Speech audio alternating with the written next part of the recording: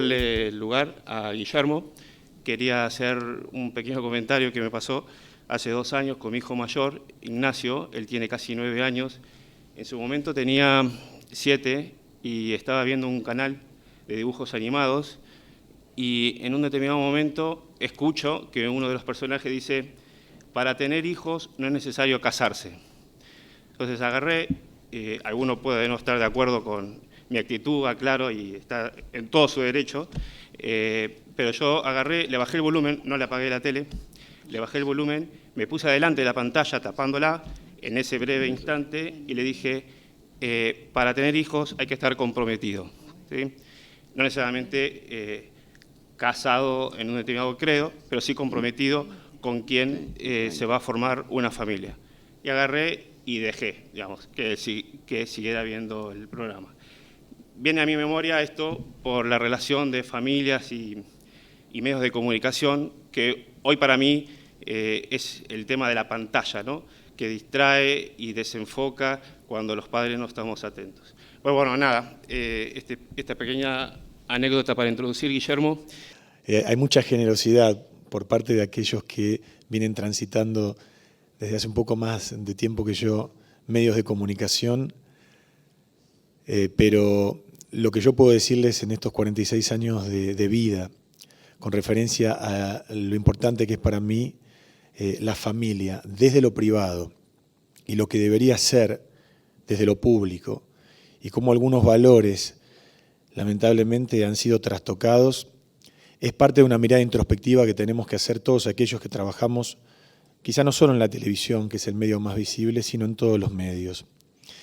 Respecto de mi experiencia personal, yo siempre digo, y aquí está mi mujer, que el mejor momento de mi vida es cuando vuelvo a casa y me encuentro con mi familia, con eso que yo mismo pude formar y con esos valores que intento transmitir, que me transmitió mi padre, mi viejo, mi querido Ramón, a quien tuve poco tiempo, daría todo por tenerlo ahora, pero que en esos 18 años de vida me transmitió el amor por el trabajo, me habló de la importancia permanente que había tenido su familia en su origen humilde, en Parque de los Patricios, para poder salir adelante, y cómo la imagen materna y paterna que lo apoyaron en lo que a él le gustaba, que era ser periodista, algo que se comenzaba haciendo, no estudiando en alguna determinada facultad, pudieron hacer de él un hombre con una profesión y con una carrera y con un recorrido de algo que amaba.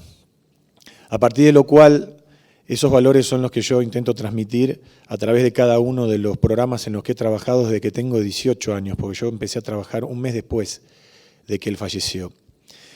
Y a lo largo de este tiempo he tenido distintas experiencias que a los 40 años decidí transmitirlas a través de un libro que se llama El poder de la buena noticia. ¿Por qué lo titulé así?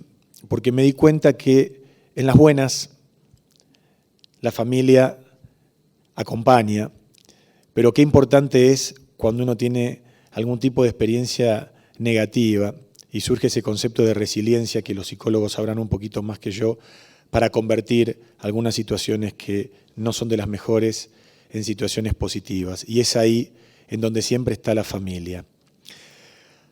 ¿Por qué digo esto? Porque siempre sentí que, a pesar de haber perdido a mi padre, encontré en mi mamá, encontré en mi hermana, encontré en mis seres queridos y más cercanos ese colchón que me ayudó a salir de uno de los momentos más difíciles de mi vida. Como correlato de todo esto, empecé a trabajar muy temprano en los medios de comunicación, cuando todavía la televisión tenía un poco más el concepto de entretener y no lo que se ha convertido ahora. Televisión en la cual yo trabajo, pero de la que soy crítico. ¿Por qué digo esto? Porque sostengo que la verdadera transgresión en los medios de comunicación tiene que ver en convertirnos en un nexo entre aquellos que tienen una necesidad, por ejemplo, y aquellos que pueden aportar algo. Y ahí es donde veo el concepto de de congregación, de la familia más grande, ¿no? Donde nace la solidaridad. Pero si uno no educa a los suyos en su casa, puertas adentro, la importancia de los valores que tiene la colaboración en una familia, los conceptos de lazos solidarios, no lo puede transmitir hacia afuera. Yo pertenezco a una congregación, la congregación de los hermanos maristas de la Inmaculada Concepción, donde hice el colegio en Parque de los Patricios. Y siempre cuento que cuando ingresaba a la escuela había un cartel enorme que decía: educar es amar. Y a lo largo del tiempo me fui dando cuenta cuán importante era este concepto, porque yo creo que cuando uno transmite valores y educa, más allá de la instrucción que nos pueden dar en un establecimiento educativo, cuando uno lo hace desde la familia, cuando nos lo han transmitido y cuando uno tiene la posibilidad de transmitir, me parece que estamos consolidando el camino que por lo menos yo y muchos de los que estamos acá queremos. Digo esto porque da la sensación que en los últimos tiempos la familia o la descomposición familiar o el hecho de juntarnos y ver qué pasa y de no respetar esos valores en los que uno ha sido criado elementalmente, como decía Guillermo, que es la base del amor sobre la construcción de una familia y sobre la posibilidad después, si Dios quiere, de que tengamos hijos. Da la sensación que algunos quieren transmitir que ser lo contrario es cool, como que hay una nueva moda de solo me las puedo arreglar, puedo tener hijos cuando quiero, más allá de que no ame a la persona. Y me parece que es ahí en donde nos estamos desviando de un camino muy importante y de un ingrediente fundamental, que es precisamente esto: el sentimiento y el respeto por la otra persona, el ser fiel a esa persona, el comprometerse y el tener un compromiso, es lo que hace también a la solidez de una relación familiar. Yo les decía que a los 40 años decidí transmitir cuestiones que me habían pasado a mí, en donde la familia fue fundamental en mi vida. El primero de los hechos fue la muerte de mi papá, y si no hubiese tenido a mi familia, no hubiese podido levantarme y reconvertirme en una persona que salió a buscar un trabajo y que pudo, a partir de este trabajo, mantener a su propia familia y conformar después, gracias a el descanso que nos da el hecho de tener un trabajo, la dignidad del trabajo, tener a mi propia familia y poder tenerla bien. ¿Qué es tenerla bien? Primero con la transmisión de valores y dándoles desde el punto de vista material aquello que quizás no es lo más importante, pero que todos queremos o deseamos tener. Pero lo que decía, que ese colchón fundamental que significa la familia es lo que a mí, en un hecho negativo como fue la muerte de mi viejo, me hizo salir adelante. A los 20 años me creía vulnerable y tuve una enfermedad, y ese es el segundo episodio que yo comenté en su momento y que quise dar a conocer, porque son denominadores comunes que a mucha gente le pasa. La muerte de un familiar, tener una enfermedad, creernos vulnerables. Yo tuve una TBC, lo que se llama tuberculosis, y si no hubiese sido por la ayuda de mi familia, por aquellos que me querían, por los que me rodearon y por los que me dieron la posibilidad de salir adelante, quizá no lo hubiese logrado. Y me volví a dar cuenta de que algunas cuestiones negativas que nos pueden pasar, uno las puede reconvertir en cosas positivas, fundamentalmente si contamos con aquellos que nos aman y con esos valores y con esos lazos familiares. El tercer hecho, y está aquí mi mujer, la persona que más amo en el mundo y con quien tengo 2 hijas hermosas y un hijo en camino, tuvo que ver también con algo que era más común o más asiduo de lo que yo pensaba, que era la posibilidad de poder perder un embarazo. Y nosotros, entre Sofía y Victoria, perdimos 2 embarazos, 2 hijos que uno los cuenta como propios. Y me di cuenta que si no hubiese tenido a mi familia, a mis seres queridos, a aquellos que me apoyaron, a quienes me contaron sus propias experiencias, nos hubiese sido muy difícil salir adelante. A ver, ¿qué quiero decir con esto? Que todo esto que a mí me pasó, intenté dentro de esta apreciación global de cosas que me ocurrieron, de episodios que me ocurrieron, comunicárselo a la gente. E intento hacerlo también a través de los medios de comunicación, dando a conocer aquellas noticias que tienen que ver con hechos positivos relacionados con la familia. ¿Y en qué sentido lo digo? Cuando yo digo que nosotros tenemos que ser un nexo para los que más necesitan, yo digo que en este programa que vos mencionabas, Guillermo, que tiene que ver con lo solidario, es donde me doy cuenta que hay mucha gente que quiere ayudar, hay mucha gente que quiere buscar un nicho para ser solidario, y la mayoría de los correos electrónicos que nosotros recibimos en nuestro programa tienen que ver con esto que nos cuentan, de que los valores de solidaridad, los valores fundamentales que han tenido que ver con la educación de las personas, tanto adultos mayores como jóvenes que nos escriben, han sido transmitidos por su familia, por su papá y por su mamá. Probablemente hay gente que nace en lugares en donde les es más difícil tener la imagen consolidada de un padre y de una madre, pero creo que nosotros debemos propender en el mensaje y en la responsabilidad que tenemos a través de los medios de comunicación a, como idea fuerza fundamental, dar a conocer que la familia es la base, es el lugar en donde siempre nos vamos a sentir seguros y en donde nosotros vamos a poder seguir transmitiendo valores. La familia es el primer lugar en donde nosotros nos encontramos y en donde empezamos a reconocer a las personas que nos aman. La familia es el sustento y la sumatoria de muchas familias, la sumatoria de los valores que tiene, en mi caso desde el punto de vista católico o cristiano, desde el punto de vista de mi religión, la sumatoria de esas familias es lo que va a dar el país que alguna vez soñaron quizá nuestros abuelos. Y lo que yo quiero transmitirles fundamentalmente es que desde mi punto de vista, de los programas que yo produzco como productor en los medios de comunicación y además como periodista, es básicamente que la familia siempre tenga un lugar preponderante en todo lo que comunique. Y todos aquellos que quieran dar un mensaje que tenga que ver contrariamente a los valores que realmente tiene la familia, bueno, habrá que confrontar y habrá que volver a creer que si no tenemos esa base o ese sustento fundamental, va a ser muy difícil también crecer como país. Me parece que es ir de lo micro a lo macro, desde lo que nos pasa a nosotros y de la consolidación propia familiar a lo que nosotros, desde cualesquiera que sea nuestro oficio o profesión, podamos dar a conocer, no solamente a través de los medios de comunicación.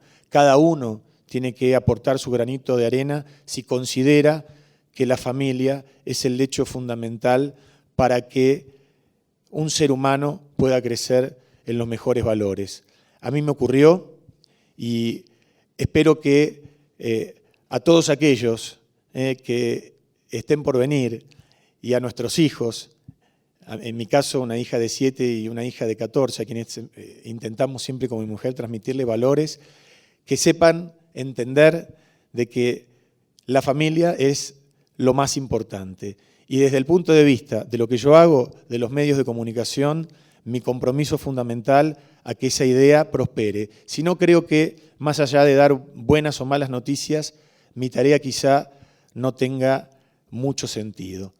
Así que, bueno, eso era lo que quería transmitirles y decirles que seguramente en los medios de comunicación nos debemos un debate respecto de los valores que estamos transmitiendo muchas veces en horarios en donde los chicos, nuestros hijos, sus hijos, tus hijos, están viendo la televisión.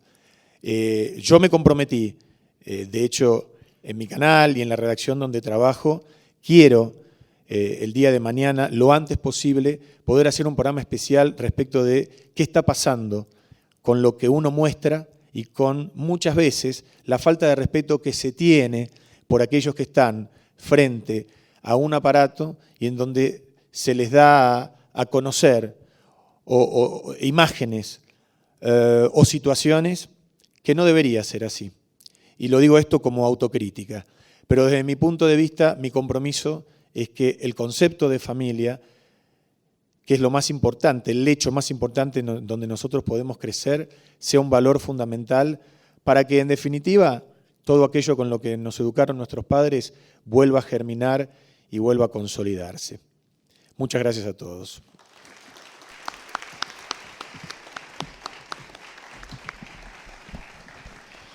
Muchas gracias, Guillermo. Antes de darle el lugar a Jorge, vamos a presentar a Sergio, que acaba de llegar. Muchas gracias, Sergio, por venir. Sergio Rubín es periodista de Clarín y TN, es editor del suplemento Valores Religiosos, que también se publica en Clarín, y es autor de diversos libros, entre ellos coautor del libro El Jesuita, que todos bien conocemos, la biografía más leída sobre el Papa Francisco. Bien, Jorge, ahora sí, es tu turno. Gracias.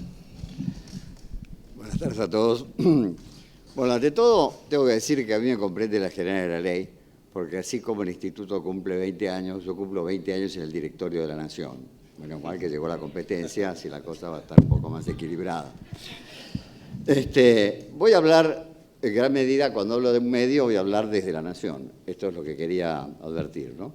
Un medio es principalmente, ¿qué? Algo que está entre dos extremos, un intermediario entre la realidad, entre lo que acontece, y el público, el lector, el idioma actual, el consumidor, si ustedes quieren, pero el que juega entre estos dos extremos, entre estas dos vertientes. La pregunta ¿es solamente un difusor, un mero transmisor, o modifica la realidad, la crea? Algunos dicen que la inventa, pero lo cierto es que cumple alguna función mayor. Por poner un ejemplo, cuando nace La Nación, nace como un diario político de combate entre Mitre y Alsina. Y es un diario partidario. Después que muere Mitre, en un momento dado, se juntan los directores y dicen, no, La Nación no va a ser más un diario partidario, y ahí aparece esa leyenda que se ve que dice La Nación será tribuna de doctrina. Dice, nunca más va a ser un diario partidario, se va a comprometer en la defensa de las instituciones y fundamentalmente de la Constitución, que era lo que acababa de nacer. Entonces, para entender un poco este fenómeno de los medios, hay que distinguir, a mi juicio, entre opinión editorial e información. Esto es fundamental. La información, bueno, es la descripción de esa realidad que decíamos recién, y si vamos a tomar un ejemplo, acá en este instituto y en este lugar, un poco a lo mejor fuerte, La Nación no puede ignorar el matrimonio homosexual. Hay una ley de la Nación dictada, hay una realidad, esto existe. Sale la primera pareja del registro civil y hay que sacarle una foto. Bueno, se saca la foto y la foto se publica. ¿Puede alguien decir la Nación está a favor del matrimonio homosexual? No. ¿Por qué? Porque eso es información. Si la Nación no publicara la foto por un prejuicio ideológico, por una convicción ideológica, estaría traicionando a su público lector. La opinión del diario se vierte en la página editorial. En casi todos los diarios, el editor responsable, el director del diario, es el responsable de la opinión editorial del diario. En La Nación no pasa eso, porque como el diario lo fundó el general Mitre y era el que escribía, el que hacía el lilotipo, colocaba las letras, el que hacía todo, él dijo, el presidente de la sociedad anónima va a ser el responsable de la dirección editorial del diario. En La Nación es el presidente del directorio el responsable de la línea editorial y no el director. Es una rareza, pero es así. Bien, quien siga un poco a este diario o haya seguido un poco a este diario se va a dar cuenta que en la opinión editorial de La Nación hay una posición muy firme a favor de la familia basada en el matrimonio y que en este matrimonio, en cualquier concepción del matrimonio, no cabe este concepto de la pareja homosexual, a la cual se respeta absolutamente, artículo 19 de la Constitución, las acciones privadas de los hombres están exentas de la autoridad de magistrados y reservadas a Dios, etcétera, etcétera. Esto se respeta, pero en nuestra concepción no es un matrimonio y así lo sostiene la línea editorial del diario. Esto es opinión. Tomemos otro ejemplo, del cual Marita va a ser mucho más precisa que yo, estoy seguro, pero tengo entendido que de la cantidad de parejas que hay ahora, solamente el 30 o 35% se casan, las otras no contraen matrimonio. Bien, esto es una realidad, de esto hay que informar, pero no se puede concluir desde allí que el diario esté a favor del concubinato o de la pareja libre o de demás, no es así. Entonces es muy importante al juzgar, porque a veces estas cosas entran en conflicto, hay una zona gris, hay bueno, todo lo que ustedes saben, pero hay que atender a cuál es la opinión del diario. Hay que estar cerca de la realidad. Yo tengo una gran admiración simpática por los grupos Amish, pero claro, los considero absolutamente alejados de la realidad.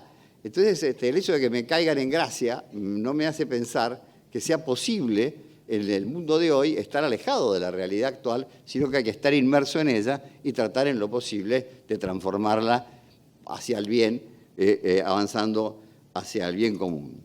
Negar una realidad, bueno, tenemos el INDEC hace poco, ¿no es cierto? Podemos negar la inflación, pero la inflación existe. Entonces, ¿qué se piensa al final? El INDEC miente. Si a un medio le pasa esto, tiene graves problemas, pierde uno de sus activos más importantes, que es la credibilidad. No se puede permitir este lujo. Aspectos institucionales. Yo dije hace un rato que estamos comprometidos con la defensa de las instituciones. Una de ellas, una de las más importantes y recurrentes posiciones de un diario es la defensa del Poder Judicial. El Poder Judicial es el más débil de todos los poderes. No elige a su gente, no maneja su presupuesto, no tiene armas, no tiene policía, no cobra impuestos, no puede amenazar, nada. Bueno, sin embargo, muchas de las decisiones importantes del país pasan, en definitiva y en última instancia, por el Poder Judicial. Pero no tienen voz.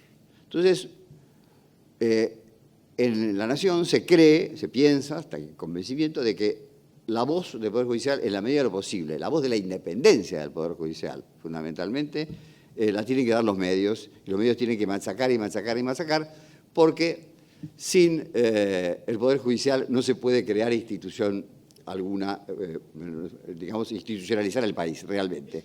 El juego de los contrapesos relativo, pero existe, y el Poder Judicial es la última garantía, de modo que en eso tenemos un gran compromiso. Hay muchísimos ejemplos. Por ejemplo, ustedes vieron cómo el Poder Ejecutivo desobedeció la orden de la Corte en el caso del procurador Sosa de Neuquén, que había que reponerlo en el cargo. El Poder Ejecutivo no lo repuso en el cargo. Bueno, uno le toca machacar, como dije, repetir, editorializar, opinar, etcétera, etcétera, señalando críticamente este ejemplo.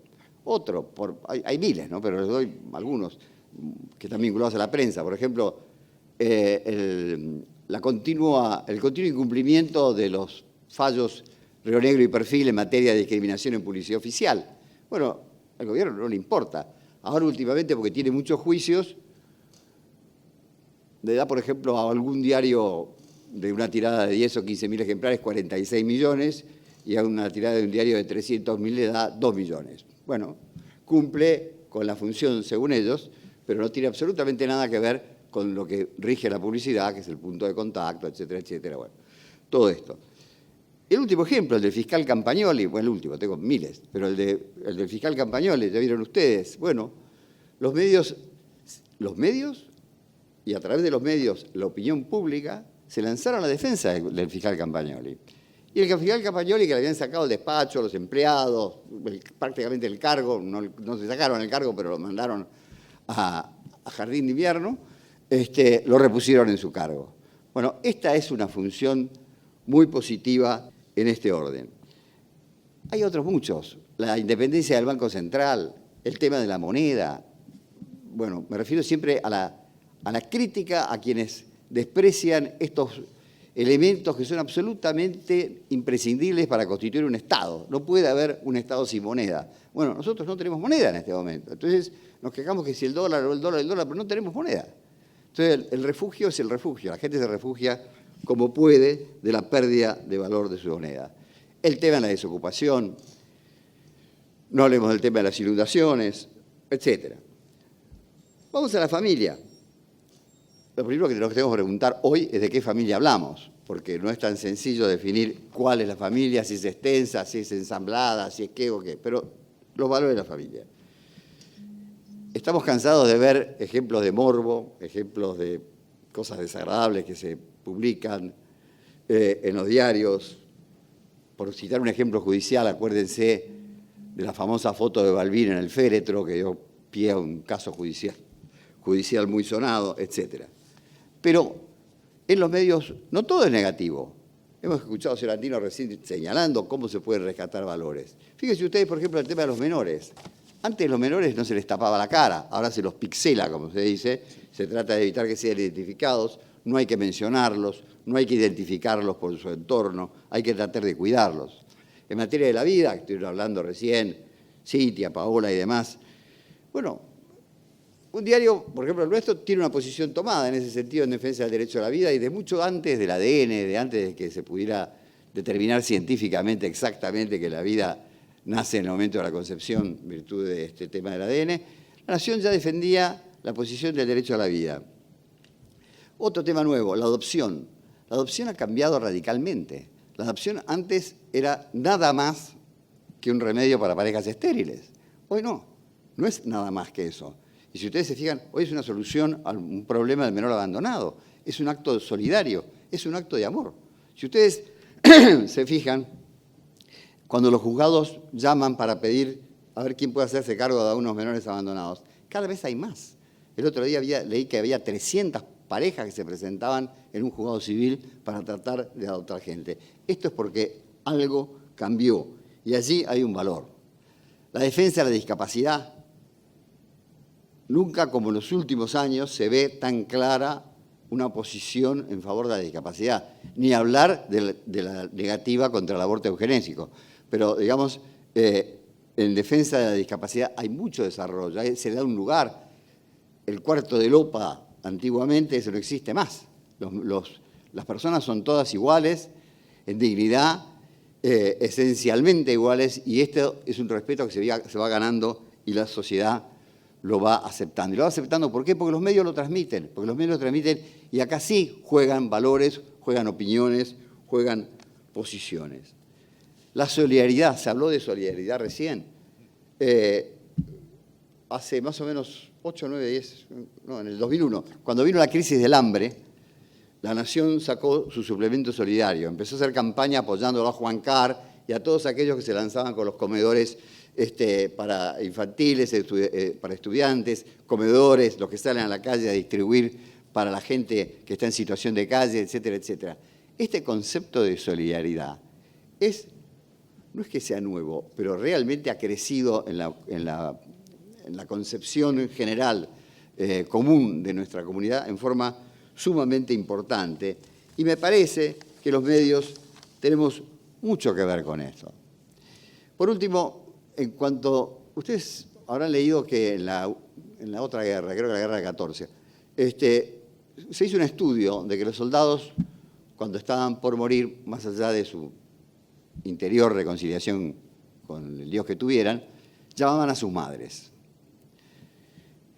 Está bien, esto más adelante, la psicología ha descubierto que la ausencia del padre es una de las marcas más importantes y más difíciles de solucionar. Se puede, pero hay que manejarse. En el caso de las parejas que se destruyen o que se rompen. Por otro lado, la muerte de un hijo es un drama para los padres siempre y para las madres generalmente insolucionable. ¿Qué quiero decir con esto?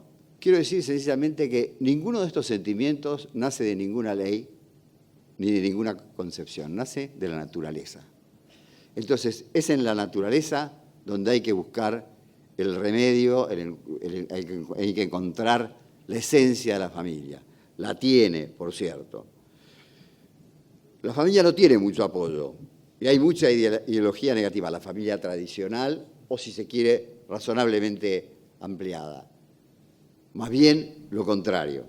Pero hay valores latentes y eso es lo que quiero rescatar y en todo caso decir que la lucha vale la pena y que los medios tenemos que comprometernos en ese sentido a mantener esa bandera siempre en alto. Muchas gracias.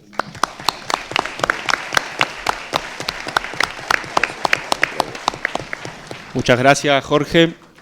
Es el turno de Marita. Bueno, buenas tardes a todos. Muchas gracias por la invitación.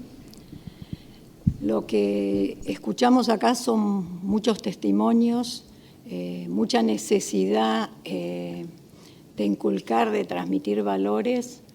Nosotros venimos analizando desde lo social, desde la investigación, desde la opinión pública, desde hace muchos años, temas que tienen que ver con la familia y con los valores en la sociedad argentina y en el contexto internacional. Y me parece que cabe hoy, mi aporte puede ser más en la línea de lo que el doctor Gauland nos decía recién de informar. Digamos, para poder influir, para poder entender, para poder escuchar al otro, tenemos que saber qué está pensando, qué es lo que le pasa y cuáles son los cambios que se están dando en la sociedad.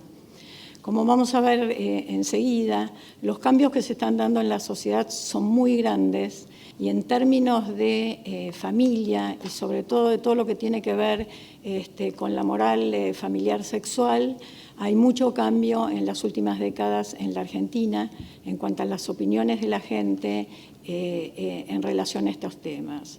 Pensamos que también esa realidad, que es una realidad que se ha extendido mucho, sobre todo en Occidente, es la que ha llevado al Papa a hacer un llamado de reflexión sobre la familia, sobre la necesidad de enfocar en la familia y de plantear, digamos, una reforma o al menos discutir una reforma en la Iglesia. En ese contexto es que voy a mostrarles trabajos que hicimos en la consultora Voices, en el sector de investigación social, siempre sobre la base de encuestas nacionales a población mayor de 16 años, representativas del total de la población, mediante entrevistas personales y domiciliarias. Bueno, dicho esto, voy pronto a mostrarles que la familia, acá tienen datos de hace varios años, pero digamos siempre la familia es lo que ocupa el lugar central en la vida de las personas. Y esto es así para el 99% de los argentinos. Muy por encima del trabajo, incluso de los amigos, del tiempo libre, de la religión y de la política. O sea que la importancia de la familia es total. Pero uno de los problemas que sí tenemos en la Argentina es que si bien tenemos, digamos, una relación familiar muy de confianza y muy de relaciones estrechas entre padres e hijos, y en ella confiamos totalmente, aún como comentaba Gauland, cuando esta familia hoy puede tomar o no otras características, la confianza es enorme. Pero tendemos a desconfiar de todo aquel que no sea mi amigo o familiar, y esto conlleva a ciertos problemas que tienen que ver con el capital social. Un bajo capital social donde los argentinos no confiamos en nosotros, en nuestro prójimo. 7 de cada 10 desconfían de las personas que ven, que no conocen personalmente. Un breve contexto antes de entrar en el tema de la reforma de la Iglesia y qué es lo que pasa con algunos temas que tienen que ver con la familia.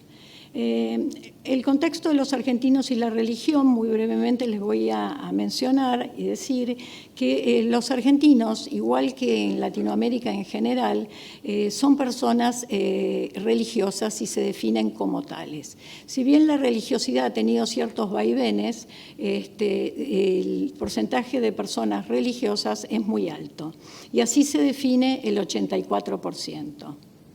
Con respecto al sentido que le dan a la religión, más que nada las personas piensan que la religión es darle significado a la vida aquí, en este mundo, más que a la vida después de la muerte. Otro tema es que se tiende más a pensar que la religiosidad debe estar ligada más a hacer el bien a otras personas que a asistir a normas o ceremonias religiosas.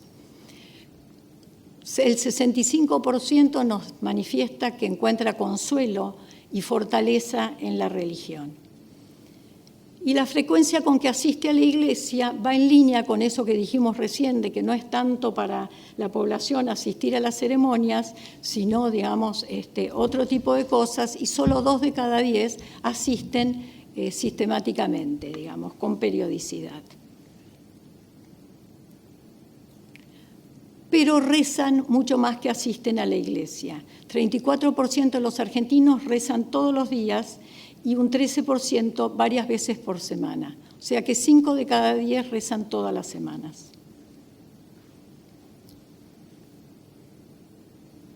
Con respecto a la iglesia, es una de las pocas instituciones que tiene una alta credibilidad y ha logrado mantenerla a lo largo de las últimas 3 décadas desde que la venimos midiendo. Hoy un 65% deposita confianza en ella. El 44% piensa que está dando respuestas a la vida familiar y a los problemas morales. Y un 80% tiene una imagen positiva del Papa. En realidad este dato es de julio pasado. Hemos vuelto a medir ahora, ya terminado el sínodo de los obispos en Roma, y la imagen del Papa hoy asciende al 87%. Bueno, los valores religiosos en la Argentina han fluctuado, pero siempre han sido altos, con una importancia otorgada a Dios muy alta a lo largo del tiempo. Y hubo una caída entre el 2003-2006 al 2013. Hubo una pérdida de religiosidad importante de los argentinos y un crecimiento importante también de otras religiones. Post-Papa, vemos algo que hay que ver si se sostiene, Rubín nos puede ayudar con eso, pero lo cierto es que a partir del Papa la gente como que volvió a la espiritualidad, a la religiosidad en forma muy marcada. Ahora, ¿qué pasa con la consulta? Frente a la convocatoria del Papa, nosotros en Voices decidimos salir a preguntarle a la población sobre algunos de los temas que se trataban. En primer lugar, hay amplio acuerdo con la convocatoria, con la consulta. 9 de cada 10 están de acuerdo en que esta consulta se haga. Ahora, ¿cuál es la opinión de los argentinos sobre una serie de comportamientos? El 84% está de acuerdo con el uso de preservativos y métodos anticonceptivos, el 79% con el divorcio, el 78% con la convivencia sin matrimonio, el 76% con que los divorciados y vueltos a casar comulguen, el 74% con las relaciones sexuales prematrimoniales, un 71% con que los sacerdotes se casen y formen una familia y que las mujeres sean sacerdotes, un 56%. Opiniones más divididas obtiene el aborto en algunos casos el 51%, el matrimonio homosexual el 49% y que los homosexuales adopten hijos un 41%. ¿Qué pasa entre los católicos practicantes, definidos por los que asisten periódicamente a la iglesia, sistemáticamente? Los resultados son algo diferentes, pero no demasiado. Digamos, de estos comportamientos que hemos mencionado, encontramos más rechazo que aprobación en el matrimonio homosexual, en el aborto y en que los homosexuales adopten hijos. Pero hay amplio consenso con los métodos anticonceptivos, el divorcio, la convivencia sin matrimonio, que los divorciados y vueltos a casar comulguen un 70%, las relaciones prematrimoniales un 66% y también con que los sacerdotes se casen y puedan formar una familia. Luego les preguntamos cómo debería ser la posición de la Iglesia frente a cada una de estas cosas. Y encontramos que la gente pide que la Iglesia sea más permisiva. Casi 6 de cada 10 piden que sea más permisiva. Pero a la hora de si debería o no aceptar una serie de comportamientos, vemos que, digamos, si bien la población estaba de acuerdo, e incluso los católicos, acá la gente espera que la Iglesia acepte en menor medida o permita en menor medida que lo que ellos se expresaron.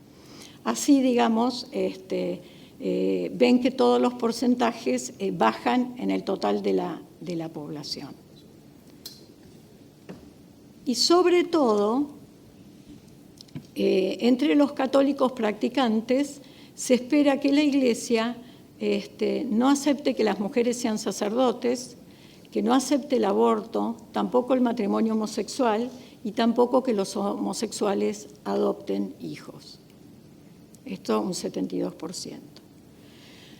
Nosotros venimos como siguiendo algunos de estos comportamientos desde el año 84 y quiero comentarles brevemente como algunos de los cambios para que todos nos demos cuenta, digamos, qué es lo que está pasando. Nosotros venimos midiendo muchos comportamientos en una escala de 1 a 10, donde 10 es que se justifica totalmente y 1 que no se justifica nunca. Entre 1 y 4 serían los comportamientos que verdaderamente no se justifican nunca o casi nunca. En relación al aborto, un 69% sostenía en el año 83 que nunca debería aceptarse. Esa cifra hoy es del 57%. En el caso de la eutanasia, un 91% en el año 83 decía que nunca era justificable. Hoy ese porcentaje baja al 50%. En lo que hace a la homosexualidad, no era justificable para el 82% de los argentinos y hoy lo es para el 31%. En cuanto al divorcio, no era justificable para el 43% y hoy solo no es justificable para el 19%. Como ven, hay cambios que son analizados de distintas maneras por distintos sectores, por distintos valores, por distintas ideologías. Algunos lo leen como mayor de tolerancia, otros lo leen como una caída en los valores. Lo cierto es que hay un cambio, que hay un relativismo mucho mayor, digamos, que el bien y el mal no aparecen como tan claros como en décadas pasadas, que hay un cambio muy fuerte en esta línea, que es muy importante que tratemos de comprender para poder trabajar sobre los valores e influir. Muchas gracias.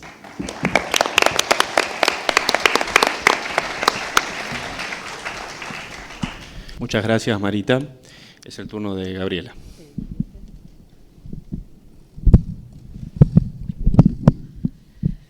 Bueno, buenas tardes. No pensé que iba a quedar con tortícolis después de esta presentación, simplemente porque no tenemos para guiarnos acá con el PowerPoint y lo tengo que mirar así. Así que va a ser un poco complicado. Espero poder guiarme de memoria. Pensé que leer desde atrás, por ejemplo, familia sería aliamaf y quedaría muy feo para decir esa palabra todo el tiempo. Así que trataré de ir armándolo. Así que podemos comenzar con la presentación y vamos a ir indicando un poquito el cambio de las diapos. Y reitero que si bien no estoy leyendo puntualmente es que, bueno, aquí no teníamos cómo monitorearlo. La idea es presentarles en esta intervención, en una mesa donde hablamos de instituciones y medios, de dos instituciones que se ponen a dialogar, por lo pronto desde el Observatorio de la Televisión, que es una unidad académica que tenemos en la Universidad Austral desde hace 9 años, y estas dos instituciones son la universidad y la familia. ¿Sí? Es decir, si hay algo que queremos conciliar a partir de este observatorio es la idea del diálogo entre la universidad, entre lo que otros llamarían la academia, pero no me gusta ese término tan formal, pero sí desde el análisis y desde la reflexión, y la familia en cuanto a la sociedad y lo que la universidad puede dar como función social a las familias. Creo que en este sentido el observatorio, que les presentaré rápidamente el proyecto, la idea no es profundizarlo, aunque la presentación puede quedar para ustedes y lo pueden profundizar si es que lo desean, está conformado por 3 tipos de agentes o de actores, ya que hay profesores de la facultad, tanto del área de comunicación, específicamente del área audiovisual, porque estudiamos la televisión. Y hoy televisión es un concepto muy amplio y que ha cambiado mucho, ¿sí? No es la televisión abierta, convencional en el horario central, como Guillermo puede estar con su noticiero, porque hoy se ve televisión a la carta, en el momento que quiero, en la plataforma que quiero, sin publicidad, y veo el momento compilado. Es decir, hoy cada vez más tenemos un usuario, agrego un término al que decía Jorge, que dijo lector, consumidor, hoy estamos hablando de usuarios que consumen televisión cuando quieren y donde quieren. Y esto también nos hace pensar en una televisión que debe ayornarse y cambiar. La idea es entonces que estos tres actores, uno son los profesores, que como les comentaba provienen del área de la comunicación, del área de la ética o de la deontología, ya que el observatorio lo que especialmente evalúa es cómo en los contenidos de los programas televisivos se expresan valores y antivalores. Y finalmente también profesores del área más de la sociología, ya que nosotros emitimos un índice, nosotros emitimos números, cuantificaciones, a su vez con una mirada cualitativa. Así que podemos avanzar a la próxima.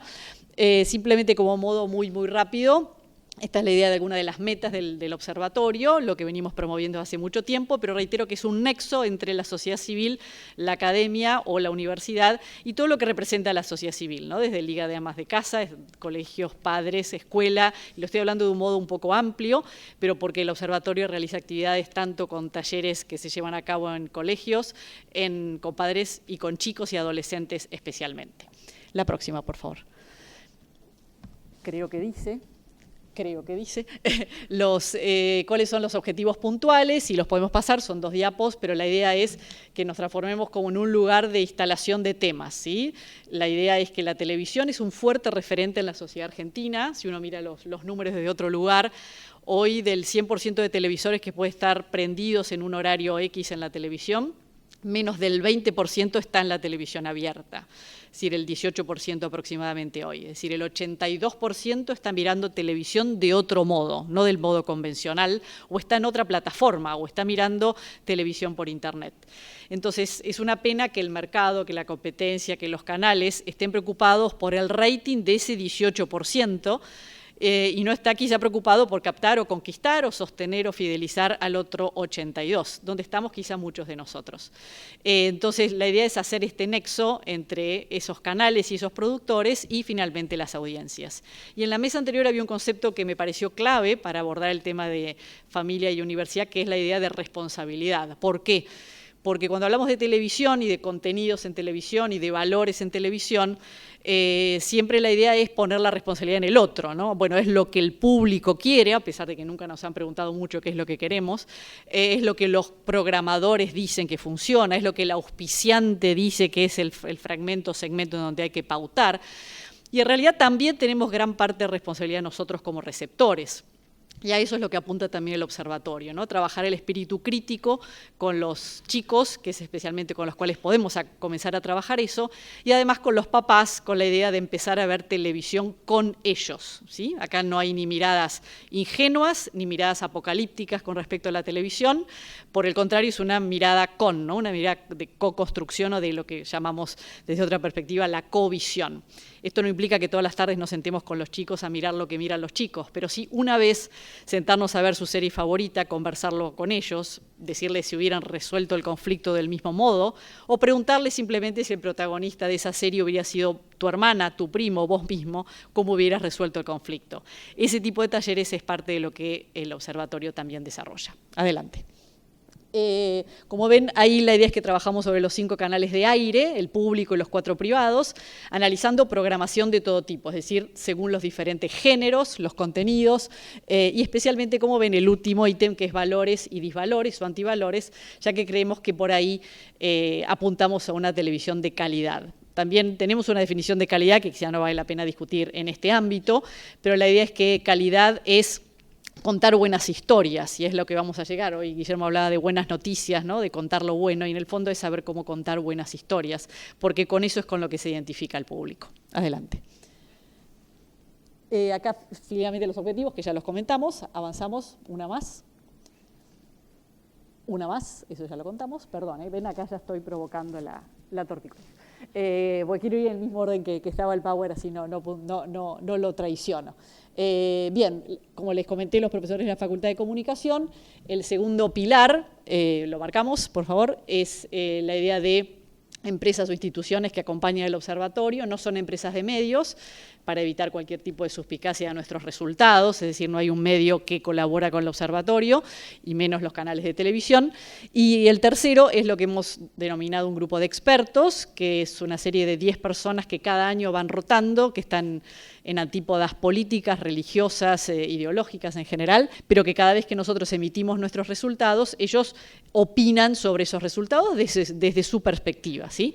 Es decir, por dar un ejemplo muy simple, si yo en mi índice de calidad televisiva digo que Canal 7 está tercero dentro de los 5 canales, uno de los grupos de expertos podrá decir qué pena que el canal público no sea el primero porque ¿sí? Su incidencia debería ser tal. Y por el contrario, quizás alguien que proviene desde otra perspectiva ideológica diría, bueno, qué bueno que la sociedad civil, los privados pueden llegar a generar contenidos que pueden dar a la competencia con el canal público. ¿Qué está demostrando este grupo de expertos? Que los resultados que da el observatorio, si bien tiene una base científica por la Facultad de Comunicación, están avalados por el marco regulatorio que guía la televisión argentina. Es decir, nosotros no decimos qué es calidad según la Universidad Austral, sino que medimos cómo los canales cumplen con el marco regulatorio. Esto es desde la nueva ley de medios, lo que en su momento era el guía de contenidos del CONFER o hoy el AFSCA, la carta de intención de CAPIT, el código de ética de los anunciantes, el código de ética del Consejo Publicitario Argentino. Es decir, la Argentina tiene cómo medir el marco regulatorio. El observatorio lo que hace es detectar el cumplimiento o el incumplimiento de ese marco regulatorio.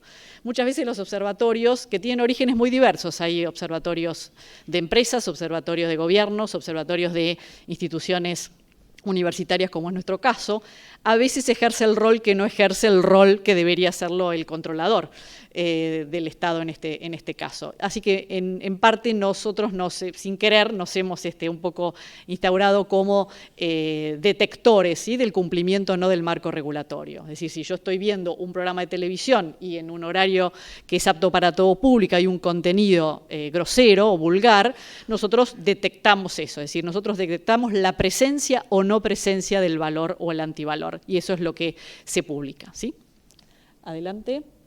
Bien, esto es simplemente algunas de las actividades que hace el observatorio, es la publicación del índice de calidad televisiva de modo bimestral, que es una herramienta cualitativa muy complementaria del rating, porque es muy interesante también plantear esta dicotomía que no es tal, o sea, no siempre rating no es calidad o calidad no es rating o es aburrimiento o es cultura, es todo lo contrario. Calidad es lo que consume el público sabe mucho, el público sabe elegir, por eso yo hablaba de la responsabilidad que tenemos como receptores, y uno podría pensar ejemplos desde los simuladores, Hermanos y Detectives, o Tu cara me suena, por dar ejemplos al azar y de variados años, donde la gente apostó a esos programas y a su vez eran programas de calidad. Entonces creo que la idea de emitir este índice nos habla un poco de las tendencias hacia dónde debe ir la televisión argentina. Ahí ven también una serie de investigaciones que hace el observatorio puntualmente todos los años.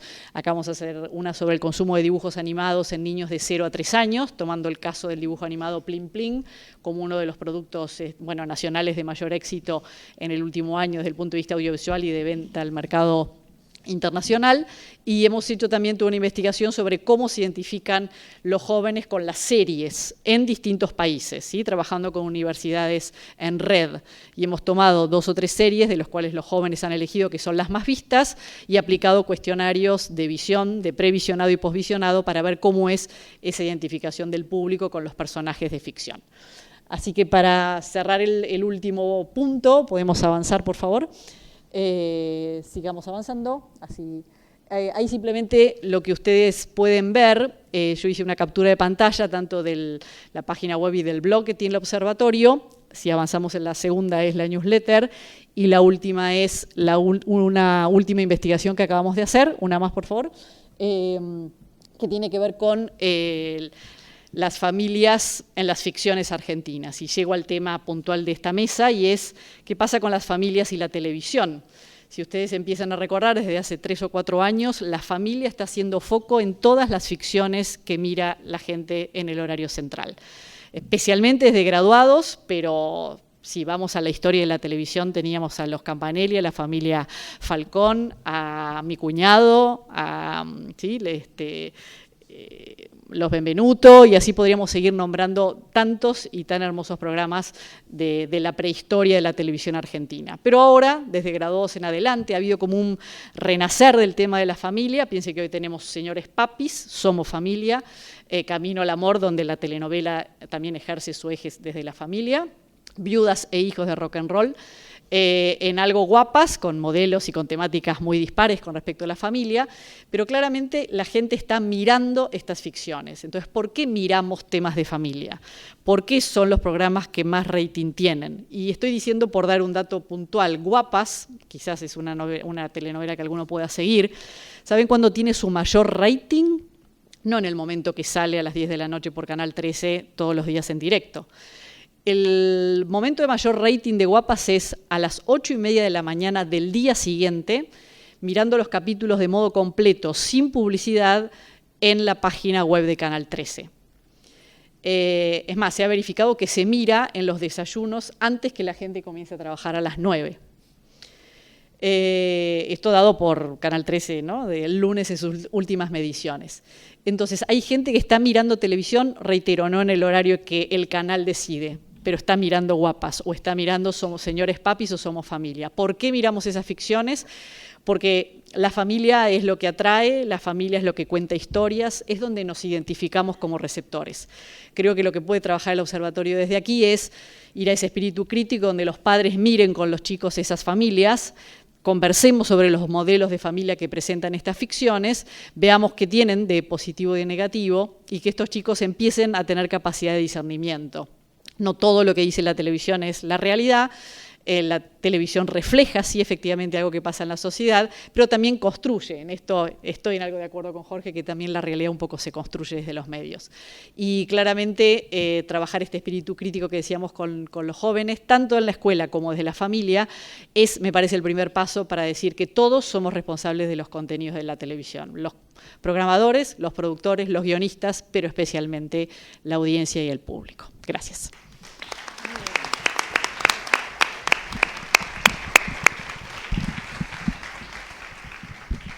Muchas gracias, Gabriela. Y es el turno de Sergio. Bueno, gracias, Guillermo. Yo llegué un poquito tarde, a tono con el Congreso de la Familia, porque se está agrandando mi familia, o los seres muy cercanos a mí, así que creo que estoy muy a tono y seré disculpado entonces por esta demora. Traje un pequeño PowerPoint, pero como han sido tan prolijas aquí me da no sé qué mostrarlo. Lo voy a decir nada más, voy a dar, ellas son, Marita, quien conozco, a ella no, pero Marita sí, son muy prolijas y muy profesionales en lo suyo. Lo mío es el periodismo nada más, y solemos ser acusados los periodistas de ser bastante desprolijos.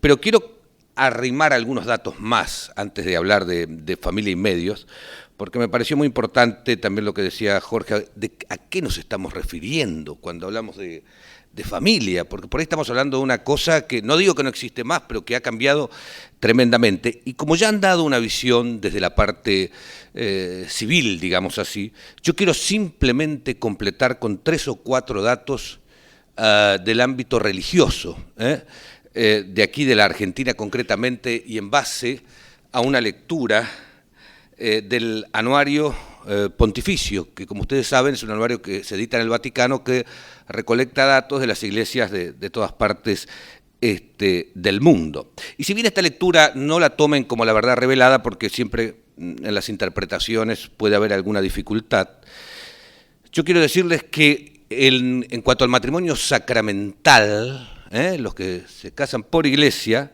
desde 1990 a 2011, en la Argentina cayó el 61%.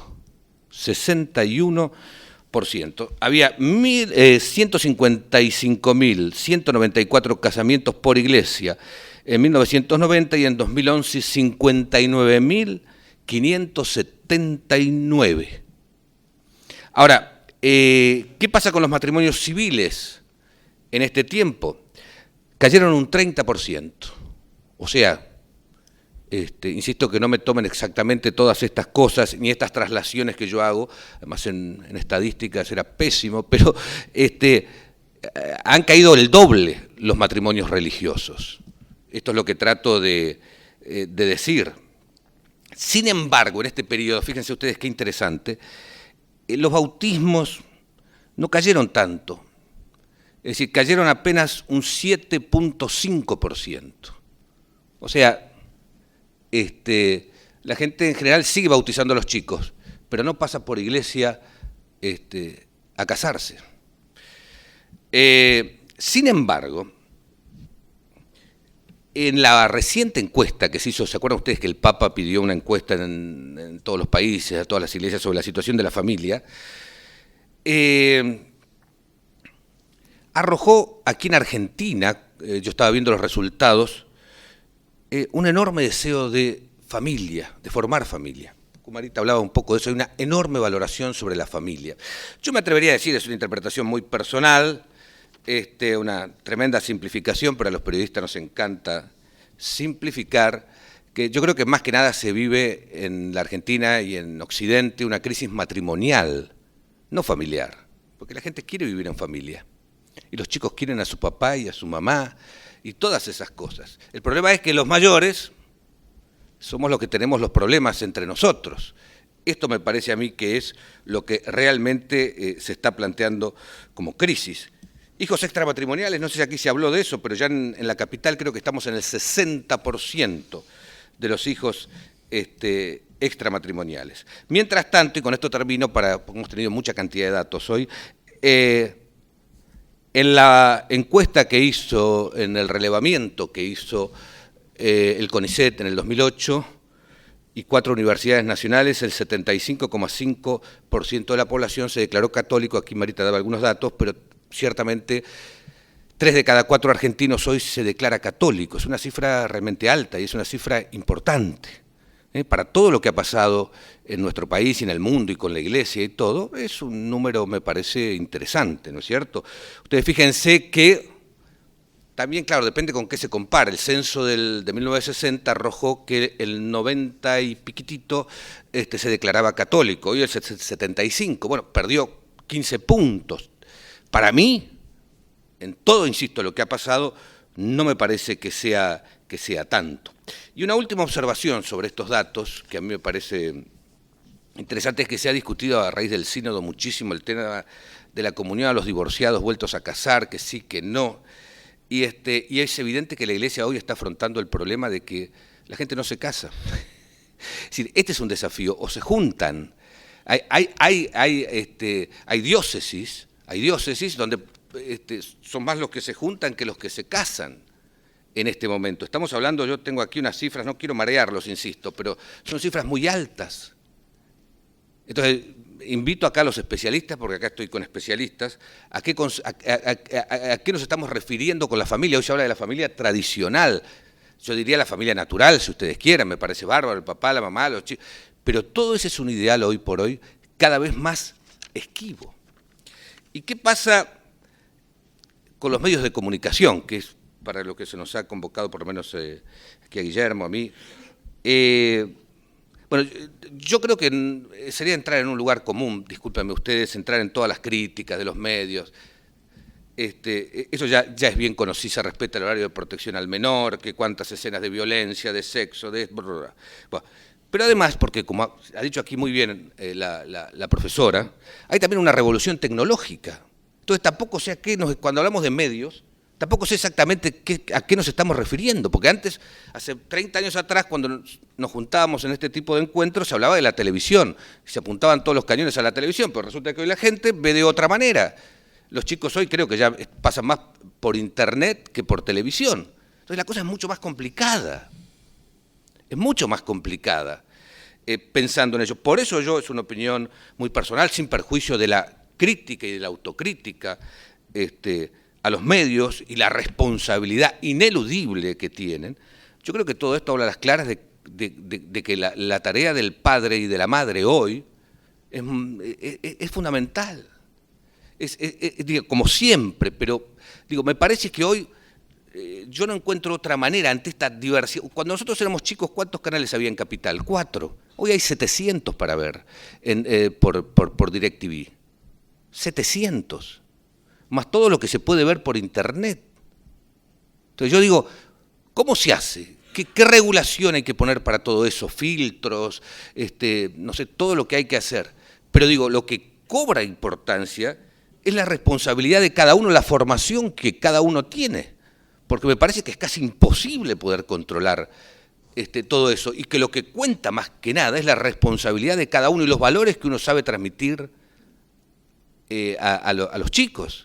Eso es lo único que, digamos, no lo único, pero me parece que adquiere sí una gran importancia. No estoy llamando a la deserción del Estado y de las organizaciones intermedias que tienen su responsabilidad, pero ustedes me entienden lo que yo quiero decir. Es la responsabilidad de los mayores, que muchas veces es delegada en la escuela.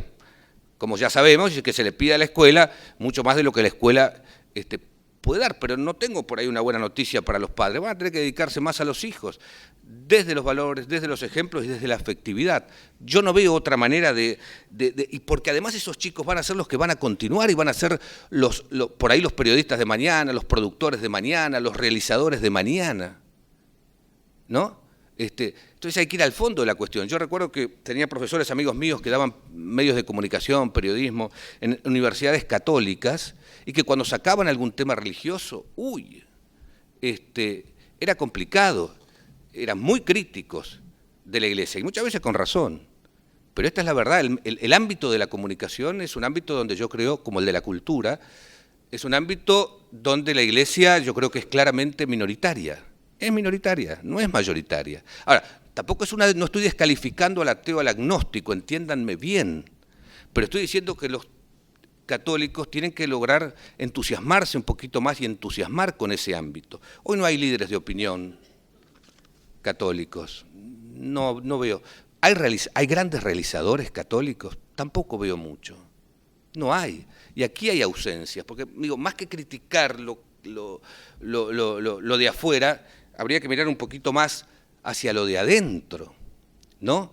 Y qué es lo que tenemos para ofrecer en positivo. Es un poco lo que el Papa está tratando de hacer, dar vuelta un poco la cosa y salir de la queja y la lamentación e ir hacia la propuesta concreta. ¿Qué podemos proponer? ¿De qué manera podemos entusiasmar a la gente con nuestro mensaje? Porque vivimos en una sociedad democrática, por tanto, ya no se puede imponer nada a nadie, no podemos colgarnos del Estado para obtener beneficios, obtener prerrogativas. Estamos en una sociedad democrática, tenemos que entusiasmar a los demás y mostrar esa alegría, como dice el Papa del Evangelio, que es tan fantástica. No crean que al Papa le está haciendo fácil esto, ustedes lo saben. No le resulta nada fácil al Papa llevar adelante esta verdadera revolución cultural. Es muy duro, es muy difícil. Es lo más difícil de todo, porque es cambiar hábitos, cambiar culturas, quitar privilegios, quitar prebendas. Es muy difícil. Pero bueno, se trata de eso, de iniciar esa verdadera revolución cultural y también en esto de los medios, cómo cada uno puede hacer su aporte, pero no esperemos, yo no sé, que algún directivo de algún canal tome alguna decisión, ojalá que la tome, pero mientras tanto, ¿qué puede hacer cada uno justamente para ayudar a esto? Jorge decía, qué curiosa coincidencia, me voy a hacer un poquito yo de propaganda, porque Jorge hablaba de que en la crisis de 2001 surgió el suplemento comunidad. Siempre viene esa frase que ya tan común, crisis-oportunidad. Bueno, nosotros en Clarín y con el padre Marcó, en ese momento surgió el suplemento Valores Religiosos, que ya lleva 12 años, que parecía que iba a durar 3 meses y gracias a Dios y a la ayuda de algunos amigos, que nos gustaría que fuesen más, ya lleva 12 años y el portal que se sumó, que soy un subportal de Clarín y qué más, y el curso que ya lleva más de 300 personas, nuestro curso de diálogo interreligioso, pequeñas propuestas, no somos ejemplo de nada, pero digamos, además de la actividad profesional que uno realiza, que tratar de hacer con un grupo de laicos, un montón de gente, un pequeño aporte. Por nuestro lado, por el de ellos, fue caminar mucho en el tema de la solidaridad. El nuestro fue potenciar los valores religiosos, los valores espirituales, porque creemos que la trascendencia podía ser en ese momento que el país se deslizaba al abismo un aporte y la puede hacer con esos valores trascendentes pensando que lo religioso es realmente un bien social. Es increíble, ¿no? Pero hoy hay que aclarar que lo religioso es un bien social, porque para mucha gente no está muy claro qué es lo religioso, si es algo para sacarle plata a la gente, meterle la culpa, no sé, vaya a saber qué. sino que realmente la religión rectamente vivida puede ser un gran aporte para la comunidad. Así que está bueno esto de, yo siempre digo, está lindo esto de asumir estos nuevos desafíos, es lo que nos ha tocado en una sociedad tremendamente cambiante, pero que sigue queriendo tener su familia, su papá, su mamá, el contexto afectivo y todo eso que realmente en definitiva, como dijo Marita, es lo que importa junto con los amigos cuando nada queda. Eso es lo que realmente importa, obviamente, con la presencia de Dios. Muchas gracias.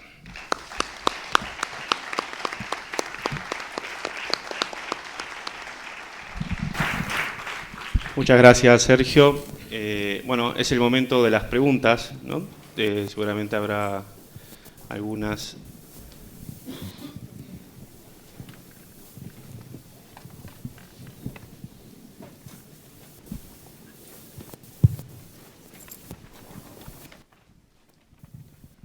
Gracias, buenas tardes a todos. Les agradecemos mucho la exposición que han tenido, realmente supremamente enriquecedora. Mi pregunta es, ¿esta falta de contenidos de los que estamos hablando se debe a una falta de interés por parte de los propietarios de los canales, una falta de interés de los auspiciantes, o qué es realmente lo que vende la televisión de hoy?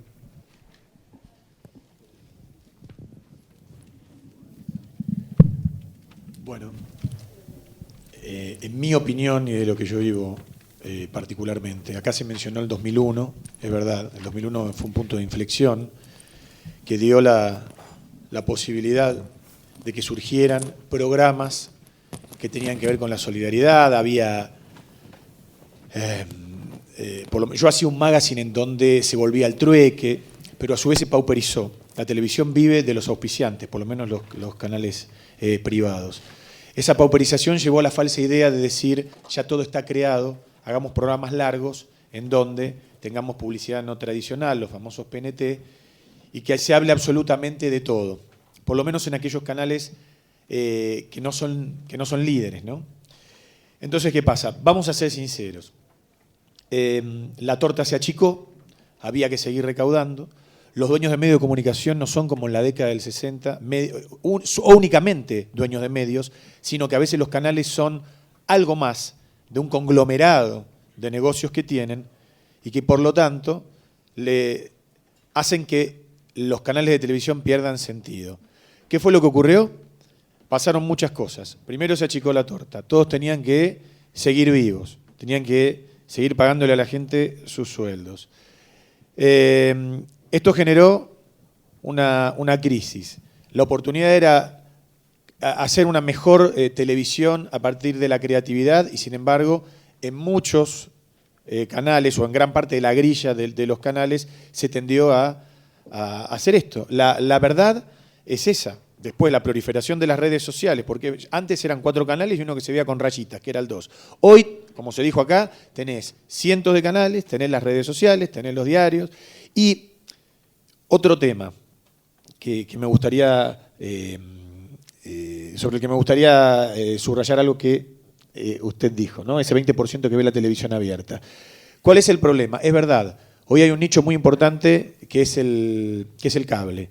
Pero ese 20% que ve televisión abierta o ese contenido se ve replicado en los mismos programas de televisión abierta y retroalimentados y en los medios, en la radio y en los diarios. Y cuando un editorialista como Pablo Sirvén arremete con todo hablando de lo que pasa en la televisión, generalmente se refiere a cuestiones que pasan en la televisión abierta. Y la realidad es que si uno se fija en el share, en el porcentaje de gente que ve televisión abierta, es mucho menor a la que ve televisión por cable. ¿Qué pasa? La torta se ha repartido entre muchos más canales y muchas otras más alternativas, y los canales de aire pasaron a ser una parte del negocio. Y ahí vino esta pauperización que también tiene su correlato con la pauperización del país en muchos aspectos en los últimos años. La verdad. Y como decía el amigo Gowland, una cosa es editorializar y otra cosa es informar. La televisión empieza a mostrar cosas que adelanta diálogos con nuestros hijos. Yo no tengo problema en que después de las 10 de la noche se muestre una persona travestida. El problema es cuando se dice que esa persona es la mujer del año. ¿no es cierto? Entonces, porque estamos entrando ya en cuestiones de género, en donde me obliga a mí a hablar con mi hija menor respecto de por qué, bla, bla, bla, y todo eso. Creo que me fui un poco más allá de la respuesta, pero quería contextualizar hoy lo que se vive realmente en los medios y sacarnos la careta y decir que también las cuestiones éticas y de castigo respecto de lo que se muestra y que no debería mostrarse, muchas veces se cambia por segundos de publicidad políticos. Entonces, si trabajo en el medio de comunicación, vengo acá a contarles la verdad, no a decirles, a contarles el cuentito de lo que debería ser o lo que pasaba en otros momentos, en los albores o cuando nació la televisión, que nació para entretener y después derivó en muchas otras cuestiones, hoy con límites sobrepasados que nunca hubiésemos imaginado, en horarios en donde los menores están frente a la pantalla. Eso es todo.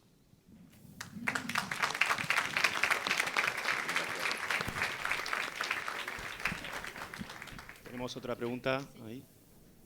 Una pregunta para quien quiera responder.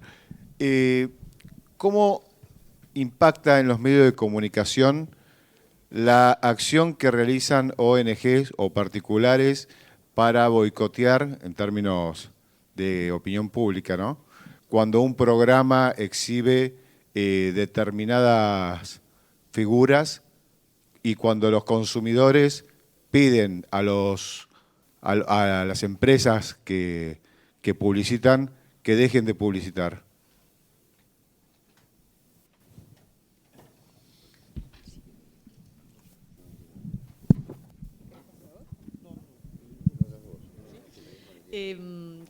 Yo creo que hasta primero plantearía la pregunta al revés, ¿no? Es decir, ¿qué canales se están preocupando por el tema de la presencia de ciertos temas y de ciertos valores?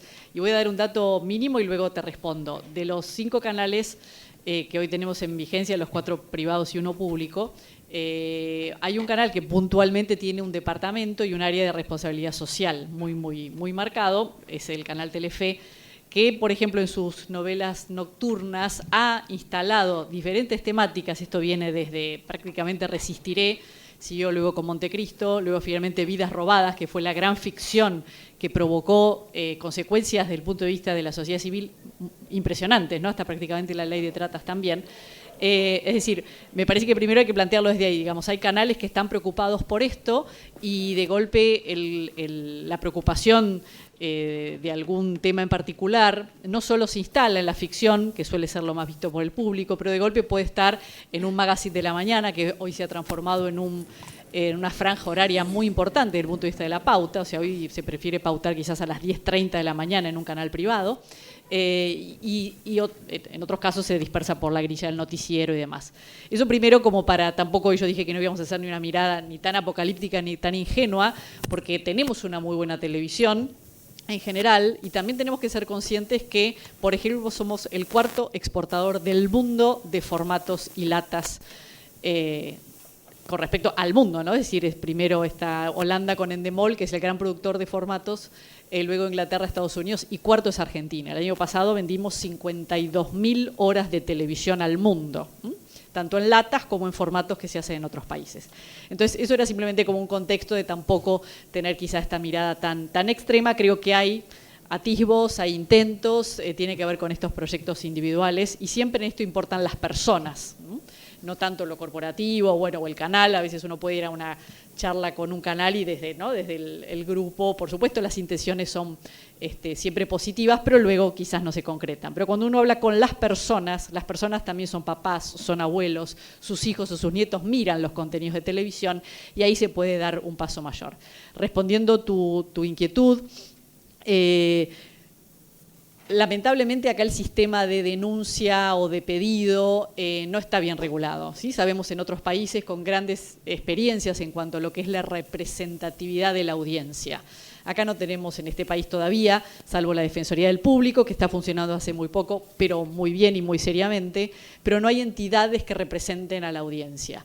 España tiene una gran tradición con los consejos de los audiovisuales, cada región autonómica tiene su representación de la audiencia, Estados Unidos ni qué decir, donde la audiencia se transforma en reguladora de contenidos. Eso todavía nosotros no lo hemos logrado.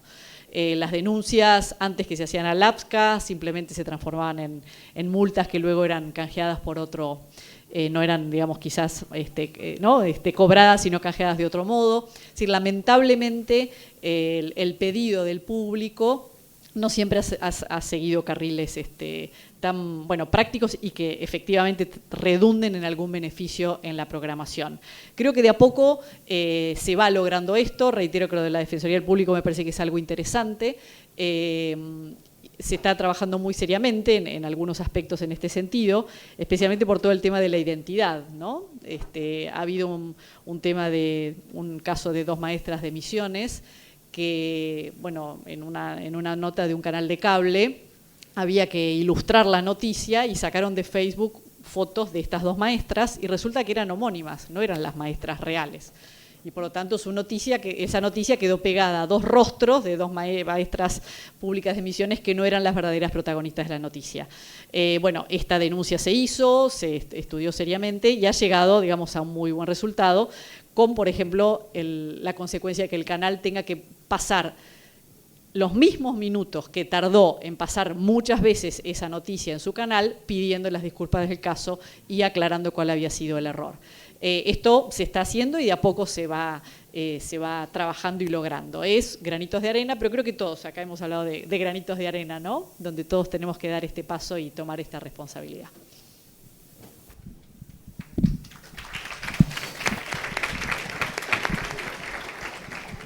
Para ser respetuosos con todos, nos quedan 4 minutos. Si la pregunta si la pregunta tiene una respuesta muy breve, la podemos aceptar. Bueno, muy bien. Quiero hacer una pequeña reflexión sobre algunas frases de los panelistas que me han impactado y que posiblemente a ustedes. Lo que dijo Guillermo, en primer lugar, el momento más importante en mi vida, de mi día, es cuando llego a casa. Me impactó y que educar es amar, ¿sí? No es retar ni controlar, sino que es amar. 2 frases de Guillermo que me impactaron. Otra de Jorge, que me hizo tomar conciencia, estar cerca de la realidad, ¿sí? Que supone conocerla, ¿no? Una de Marita, para escuchar hay que saber lo que le pasa al otro, muy relacionada con lo que decía Jorge también, que muchas veces o no escuchamos o hacemos que escuchamos. Una de Gabriela, o 2, que era estudiamos la televisión, más que criticamos la televisión, estudiamos. Y después trabajar el espíritu crítico de la covisión, del ver con el otro. Y por último, Sergio, cuando dijo los problemas los tenemos entre los mayores, la autocrítica y la tarea de los padres es fundamental, que es muy bueno que no sea una frase bonita, sino una realidad. Fue una mesa muy optimista, con una visión muy alentadora del futuro, a pesar de la realidad que no siempre es bella, pero bueno, hay que vivirla. Y muchas gracias a todos, porque realmente fue muy bueno haber compartido esta mesa, ¿eh? Muchas gracias. Gracias.